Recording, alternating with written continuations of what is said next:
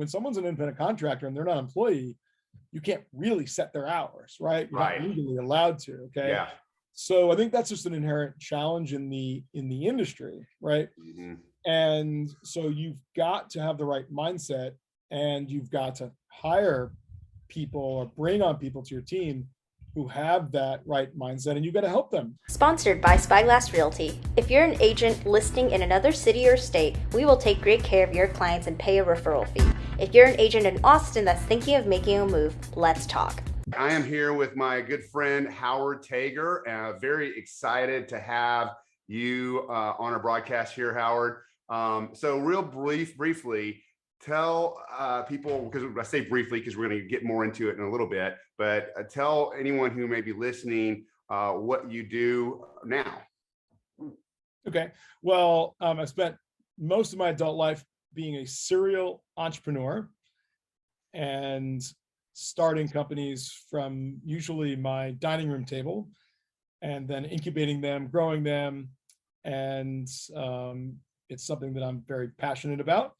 I come from this family of artists, and I can't really draw a stick figure. So I think my art is on the more of the business side, and taking this piece of clay and this idea and then just molding it and growing it. And I just feel very fortunate to have found that niche in life.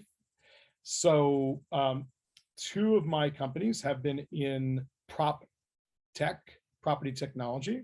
The first one was called Tiger Lead Solutions, and the new one is called Ylopo, which is the last 5 letters of the word monopoly spelled backwards. The symbolism being turning the ultimate game of real estate on its head.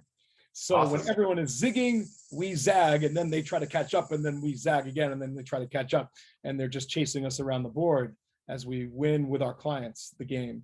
So our job, very simple, is we are here to empower real estate agents, small, medium, and large teams, and independent brokerages or teamerages, empower them with really state-of-the-art, badass, multi-million-dollar marketing technology that they could not build on their own, to enable them to compete with the multi-billion-dollar companies that we read about all the time on Inman, who are trying to take market share, right? So that's kind of our mission, and along that mission, we sort of become the outsourced digital marketing department for many, many teams, and we're now close to working with almost 3,000 teams.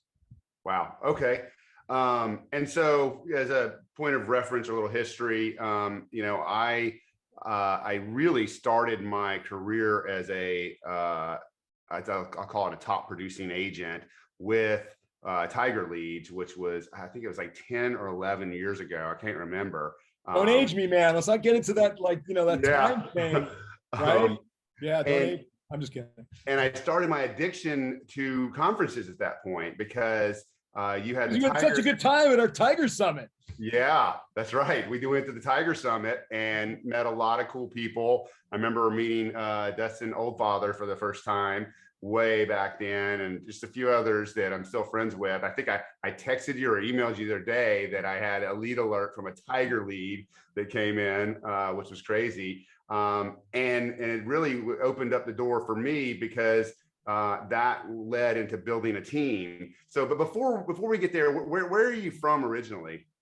So I grew up in the suburbs of New York City, on Long Island, New York, and kind of right in the middle of, you could kind of spin all of Long Island around my town. It's kind of right in the middle.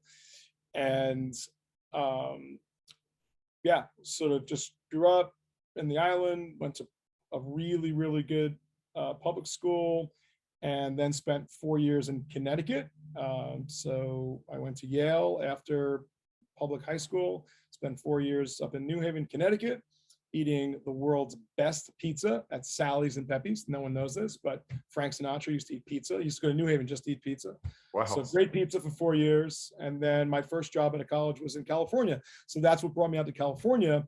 So I really only spent, you know, like 18 years in New York and 4 years in Connecticut. And I spent the rest of my life in California.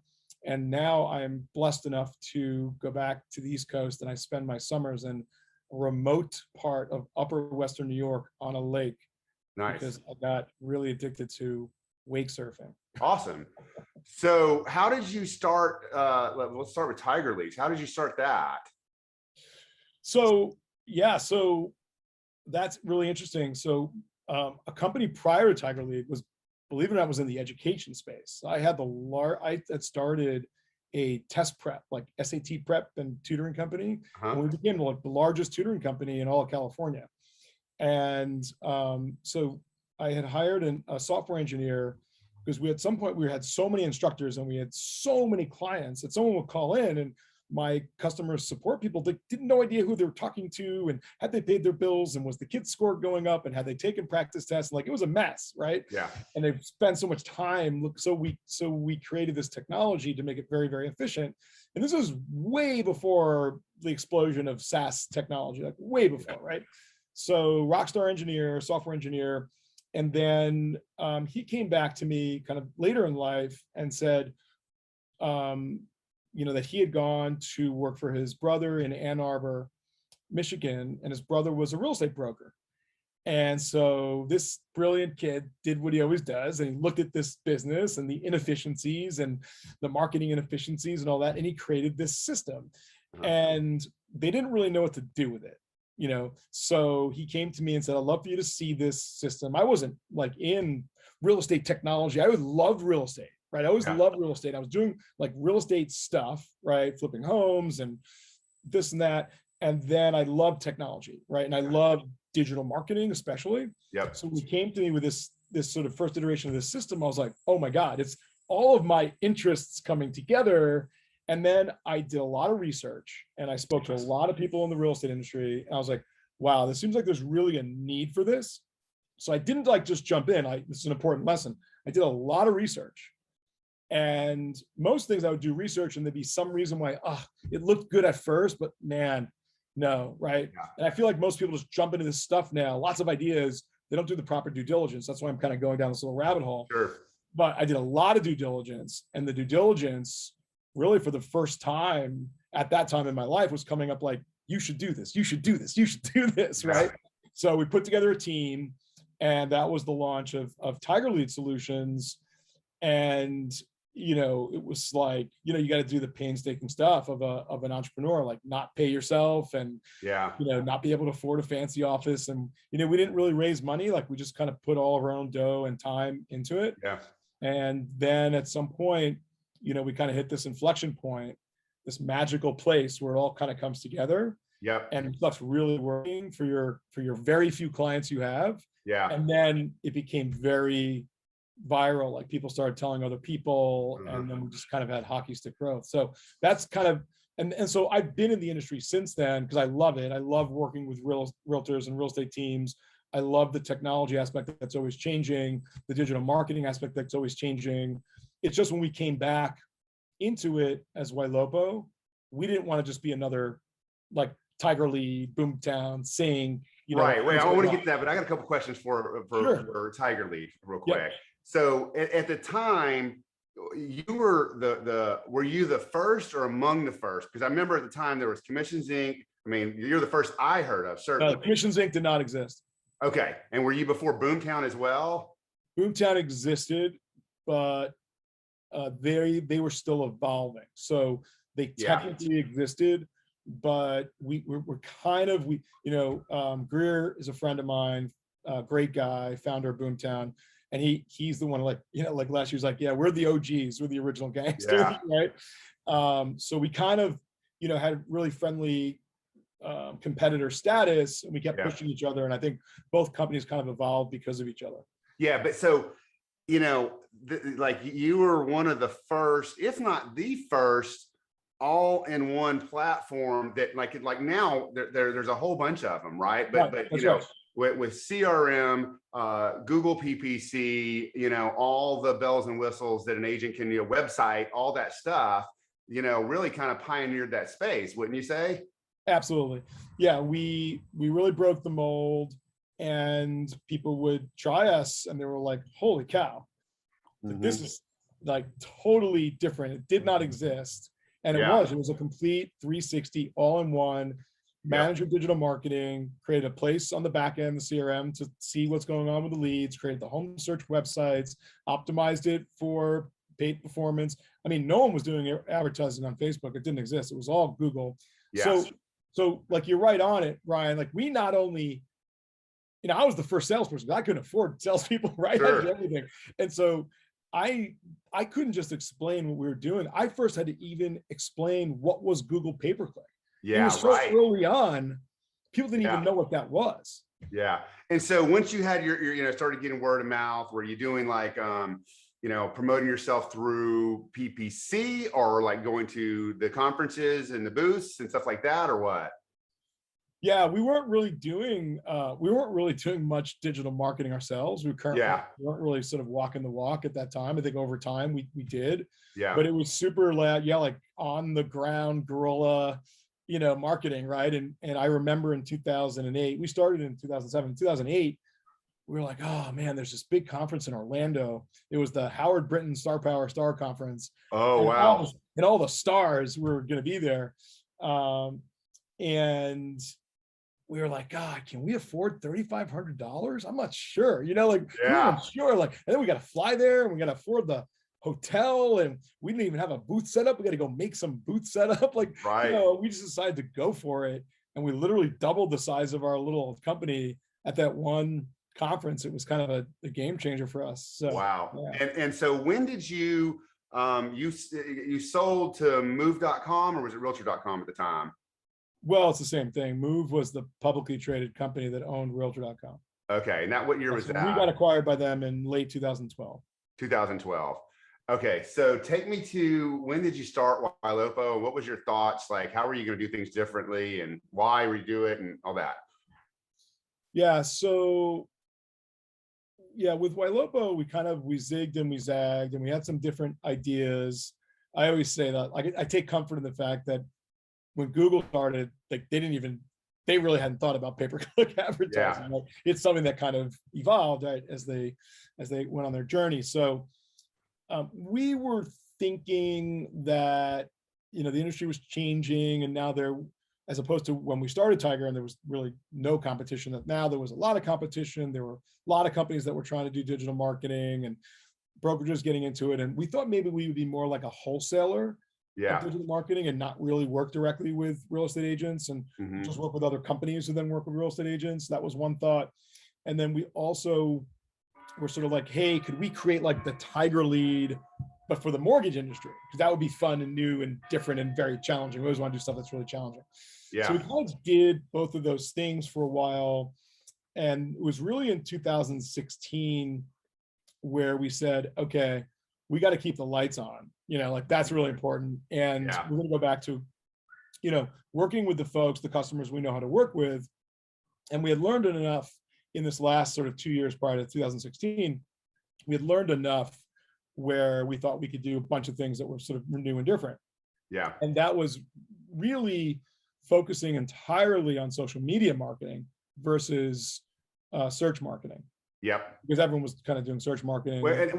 So one question here though, and not to interrupt you, but I want to put this story together. So, but you had your the tech mind of it, not the entrepreneurial mind at this point, was when one of your guys is G, right? One of your co-founders, correct? He is my original co-founder. Yeah. Okay. And he worked with you as an employee at Tiger Lead. Do I have that right?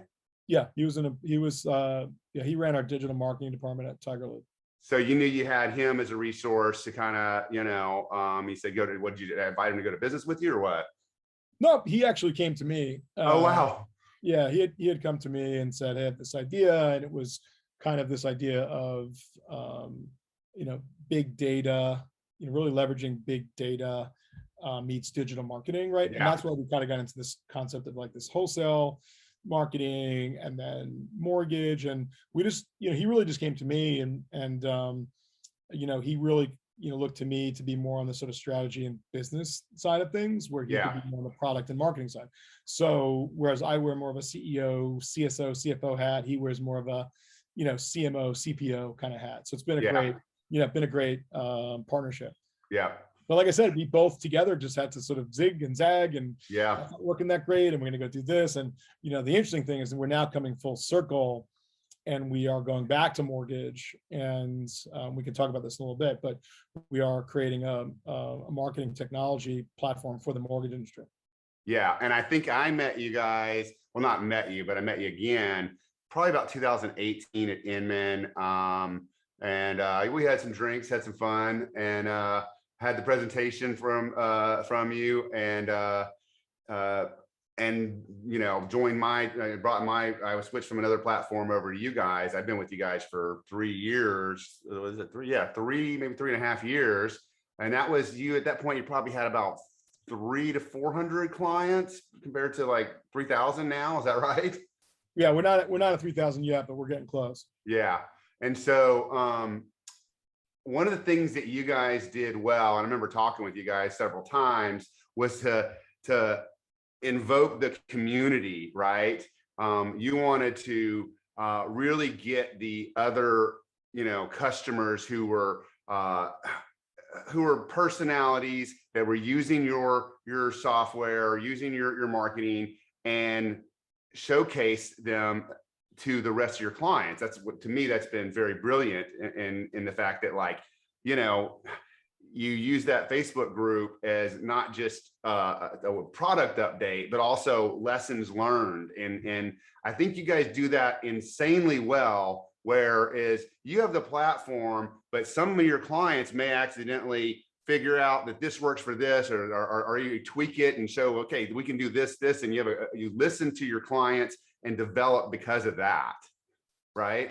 Yeah, I think that at first, we really just focused on building hardcore technology that we built ourselves, that we would own ourselves. And we didn't do a very good job of what you're talking about now, that I think we do a much better job of.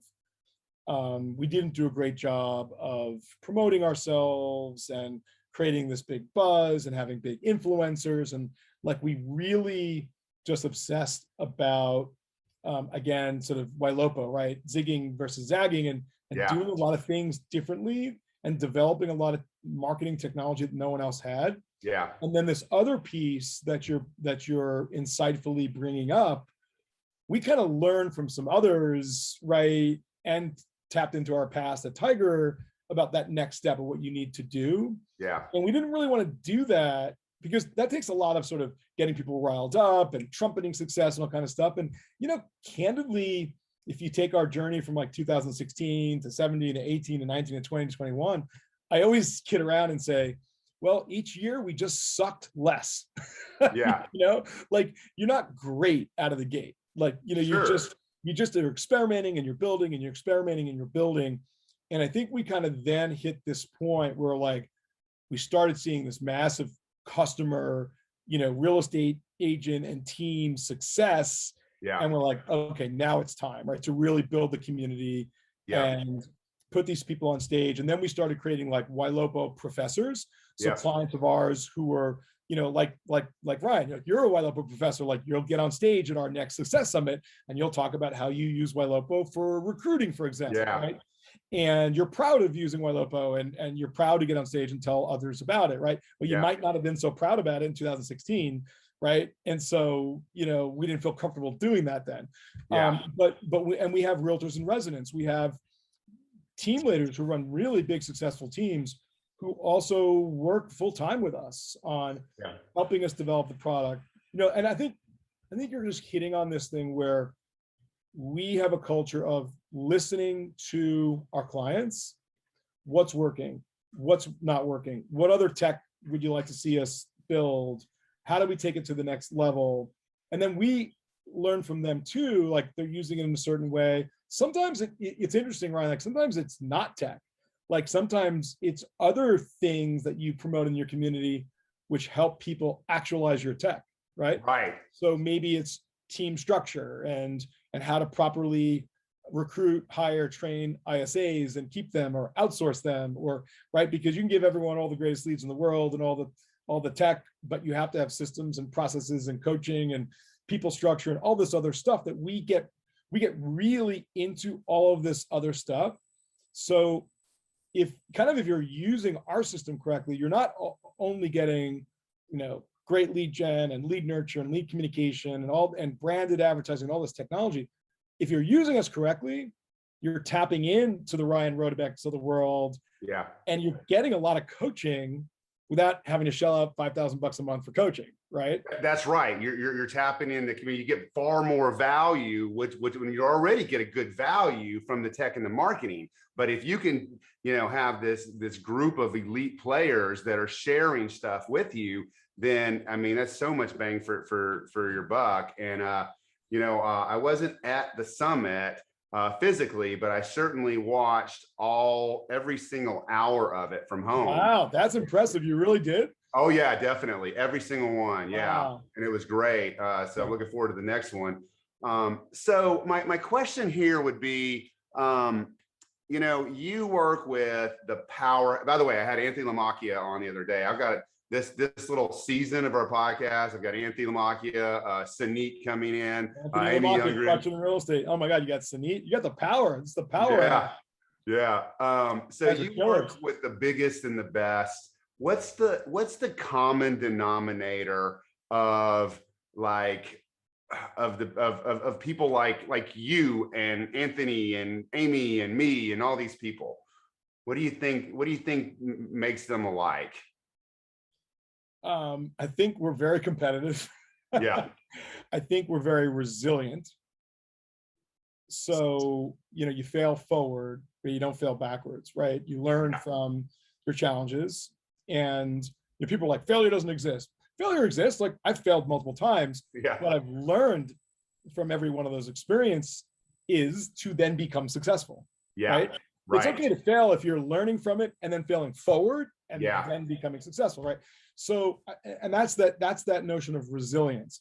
Yeah. I mean, dude, there's like so many times where we could have lost Ylopo, just thrown in the towel. Yeah. And like just hit with stuff that just could have crushed the company, especially early on, right? Yeah. And G and I were just like, no, like we're not quitting. There's no way. And you zig and you zag and you invest, right? And you have a lot of sleepless nights to get to where you need to go. It's not just easy out of the gate. So you gotta be super competitive, I think. It's kind of like if you play Monopoly with your family, you're gonna be like, oh, I'm just gonna be nice and let them win. Or you're like, oh no, I'm gonna crush this 5-year-old. Like, I'm gonna win. Like, that's the mentality. It's kind of, I'm not, I'm kidding. No, but my 10-year-old's like that now too, that's right? And what's interesting is, my journey, man, to get from 12 to 30 agents was so hard for me because your mind is serving two masters. You're being a top producing agent and you got a team, and it's hard to do both of those things at once. And we sacrificed income from growing that team. And my wife, there's so many times she's like, well, why don't we just go back to 5 to 10 agents and you could sell 25 million in real estate and not have all that stress. And I was like, because it's not what I want to do. It's not building a business, And so when I finally, in so many failures, she brought that up to me literally every 6 months for 3 years. Okay. And then once we got to the 30 agents, now here we are today, 66 agents. We did 617 transactions, just past 300 million for the last year. And it actually worked out, but I wouldn't have been able to do that if I would not have. Let me ask you a question. Yeah. Welcome to Howard's podcast. I've got Ryan Rodebecks here, my guest. So do you have one or two or three key people on your highest level executive team with whom, without those folks, you'd not be where you are now? Well, absolutely. There's no doubt about it. Yeah. And so Sonny's my operations person. Kelly, who's doing this broadcast, is our marketing director. Kelly's a rock star. Yeah, Johnny's the salesperson, right? And so without those key positions, right? But then the people in the positions, there's no way I could do this. I mean, now we run the meetings. I'm not even running the meetings anymore. And it's such a beautiful thing because Kelly is better at marketing than I am. Sonny is better at operations, and Johnny is better at training than I am. So, we have to, what are you great at? I'm great at, what do you lean into? so what I lean into is the idea portion of it, the, you know, the like strategy, the idea. strategy of it. And I heard, you know, something the other day that was really good, that if you're a visionary, you know, and you have an integrator, the visionary tends to take the like, look this way, steer the ship this way. And if the integrator isn't careful, then the whole ship will go that way, where you don't want to do that until the visionary's made sure that's the way to go. Where the integrator, my integrator Sonny, is like, all right, Ryan's looking that way. We'll look that way when it's time, but let's keep going where we're going. Because otherwise, if you're just a visionary and you don't have those key people, you can run the ship, you know, in a bad direction. Does that make sense? Totally. Yeah, totally. I think you've hit on the other thing when you asked about, like, you know, what separates the Anthony Lamacchias, the Gary Ashtons, the Robert Slacks, the, you know, the list goes on, right? And I think what I've noticed with all of these folks, right, is that if it's always the me, myself, and I, you're just never going to get that far, right? Yeah. So you really have to recognize what you're good at, lean into that. You've really got to know what you're not good at. Yeah. And go partner with those people who are great at what you're not good at. Yeah. And I've always been blessed to work with people who are infinitely better and smarter than me in a lot of areas. Yeah. And I like to think that I'm pretty good at, you know, I'm like, for example, probably an awful manager, but a pretty good leader. And there's a big difference. I was interviewing someone once and I got into that and they were like, well, I don't understand the difference between leader and manager. And right away, I'm like, I'm probably not going to hire you. Like, if you don't really, you know, if you don't really understand that difference, there's a lot, and you could be both, right? Which is pretty rare. Sure. But I think I'm kind of the same way, which is the vision, the strategy, a lot of sort of infusing street smarts into also, like, I am a spreadsheet person, so street smarts, but I'm also, you gotta, you also have to drive the business through numbers, and you know me, I'm really into measurement, accountability, and visibility, and bringing that sort of everywhere, and then just trying to be creative about brainstorming the solutions to problems, right? Yep. So there's just, we can go on and on. There's a whole lot of stuff that I think, you got to put together to be able to do what we do. Yep. So let me ask you this. What do you think that real estate companies and firms, teams, whatever you call them, what do you think that they need that they may overlook? And I've got my answers for this, but I mean, it's a lot, right? So first, I'll start with mindset, because it really starts with mindset. Yep. And you have to go to it. It's not going to come to you. I think a lot of real estate agents, they want layups. They want appointments, for example, not leads. Yeah. Leads are hard, right? Yeah. Appointments are easy. Okay. So, it's a little bit of an unstructured environment sometimes, right? Everyone's an independent contractor. It's not like, working for a big publicly traded company. So there's that challenge of, there's a little bit of freedom. Like, when someone's an independent contractor and they're not an employee, you can't really set their hours, right? You're not legally allowed to. Okay. Yeah.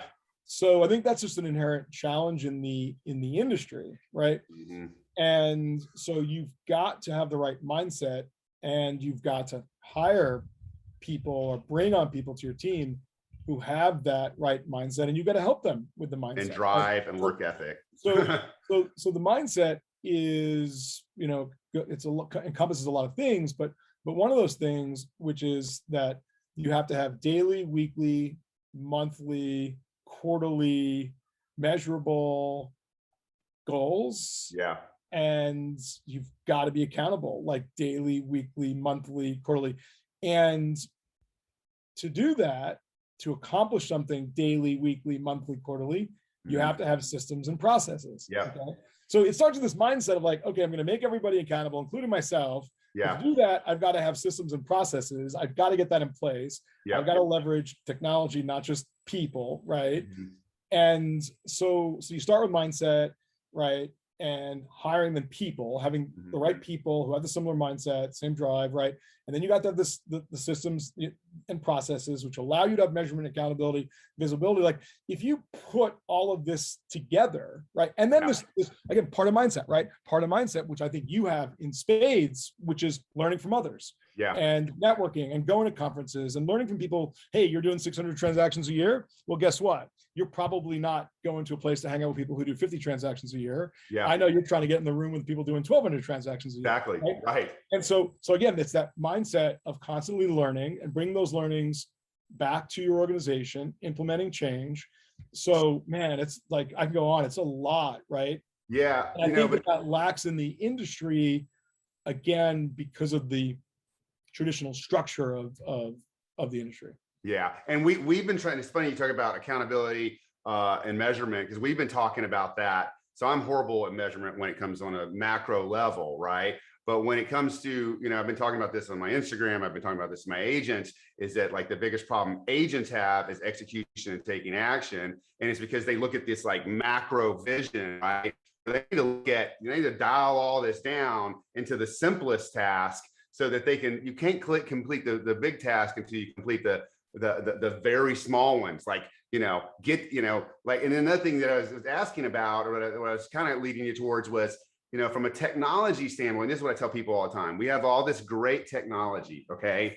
And I get so sick of the word technology because it's so overused, but what we use for the stuff that we use you for, your company for, and some of the other stuff that we put together as systems in the internal brokerage is more about automation. Okay. And this all ties back to what you're saying, because we have everything an agent needs to succeed, but sometimes that's not going to, not sometimes, is 100% of the time not going to work if they don't do the things like, let's get all your past sellers in there, all your past buyers, everybody in your CRM. And you've talked about this, I've heard you talk about it in the past, is like, my biggest thing for agents is how many people in your CRM? Let me see your CRM and I'll show you your future, right? And that breaks down to the micro commitments that agents need to do. They need to make sure that they're doing the little things that make the automation run, because I can't physically go in and like write down the people's name and put them into, I can't make them get an Excel spreadsheet and upload it into the CRM.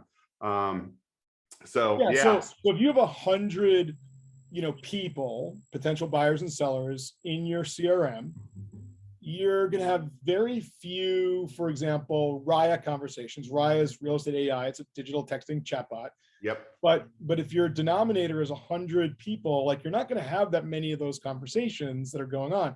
You're not going to have that many people coming back through remarketing budgets, coming back to visit your site and looking for homes or engaging in their, the financial DNA of their home. But if you have 100,000 people in your CRM, I can tell you statistically, you're going to have just an absurd number of RIA conversations that are happening every month. You're going to have an absurd number of people that are coming back to your branded website and engaging either in the buyer funnel or the seller funnel. Now you have that.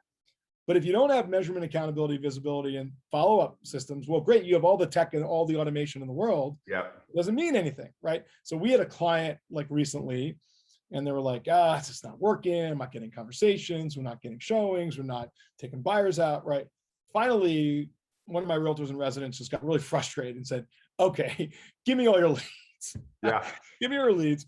Put his internal ISA team on it that it took him years to develop.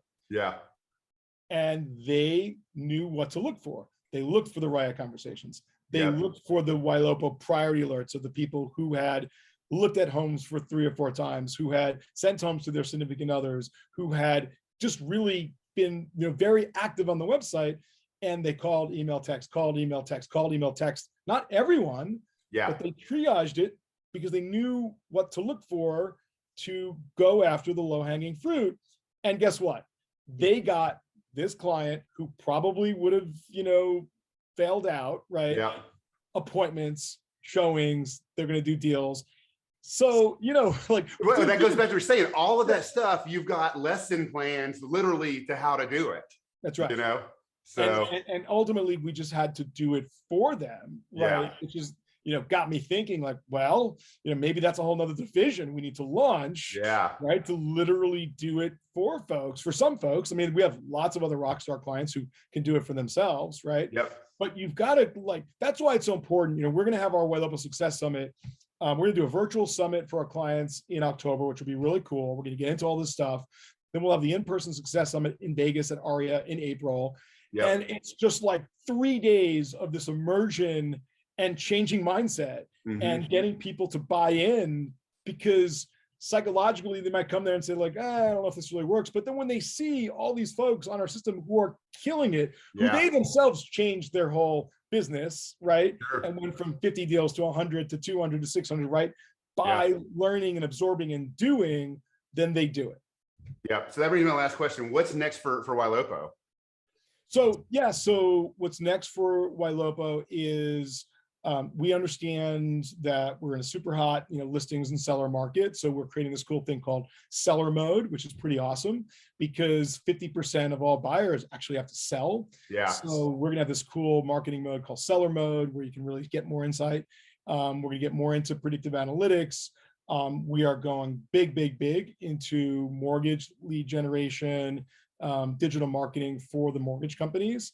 Yep. And I think one of the future trends is I'm seeing mortgage companies opening up real estate companies. I'm seeing real estate companies opening up mortgage companies. Yeah. Because think about it, you can now double monetize the marketing. So we could be providing marketing on the real estate side. And if you own mortgage, well, guess what? Or you partner with another mortgage company, you can make money on both sides, and vice versa, right? So I think that's one of the future trends that we're going to really, lean into. And it allows us to not have to oversell, the real estate side, because now, we can go from 0 to 60 on the mortgage side.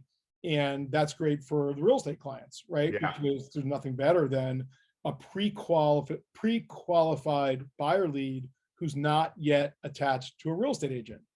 Or And vice versa, we get that. Yeah. I mean, that's gold, right? So just looking, that's just what we do. We're just looking to be on the forefront. And there's some really hard, heavy lifting stuff that we have to do from a compliance standpoint, a security standpoint, technology standpoint. Raya needs to become Maya and all this stuff. So it's a really heavy lift that would really prevent a lot of others from doing it. And then that's the stuff we love, right? Yeah, right.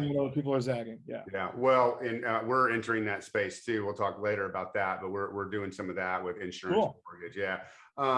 Well, you're one of the smartest people that I know, and I consider you a good friend. We've had some great time together. I can't wait. We decided to go to Tulum instead of Santa Monica on the week of the.